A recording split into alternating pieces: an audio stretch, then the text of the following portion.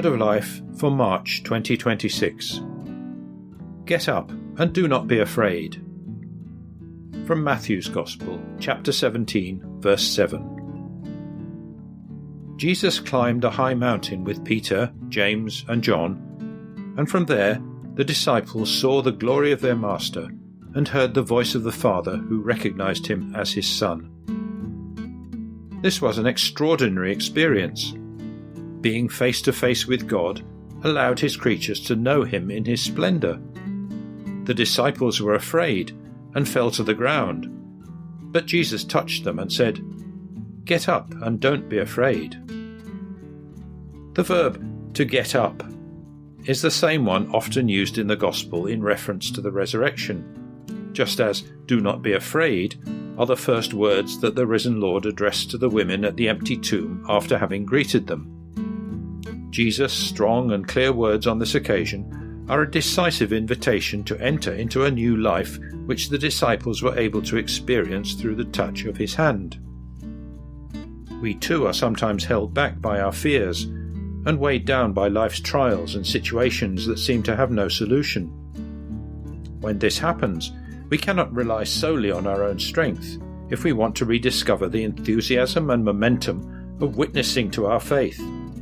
Instead, we should depend on the grace of God, who always goes before us. Who does not go through trials in life? They take the form of failure, poverty, depression, doubt, or temptation. Furthermore, the materialistic and individualistic society that surrounds us, with its wars, violence, and injustices, is also frightening. Faced with these situations, doubt can creep in, and we may ask ourselves, where has God's love gone? Jesus truly entered into every painful situation and took all our trials upon himself.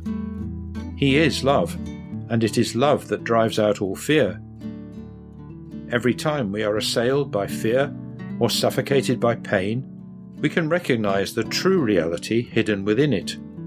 It is Jesus who is present. Let us allow him to enter our lives.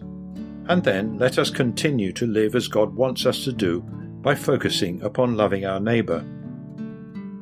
We will discover that Jesus is always love. We will then be able to say to him, just as the disciples said, "You are truly the Son of God. Get up and do not be afraid." Those who have experienced God in their lives have been captivated by his presence, touched and healed by his word.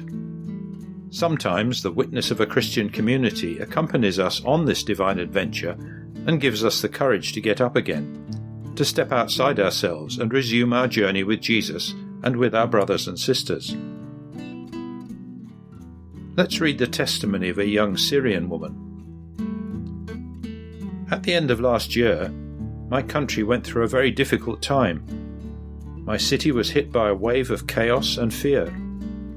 I was deeply concerned for my family, my friends, and myself.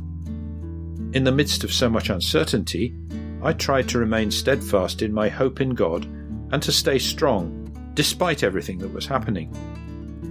Before these events, the young people with whom I am committed to living the gospel had planned some projects to support families in need by preparing food parcels and organizing various initiatives. But the situation forced us to temporarily suspend all activities. After a few days, we managed to get together, and at that meeting, we found strength and courage in one another. We decided not to let fear overwhelm us, but to put our trust in Jesus and continue on the path we had begun.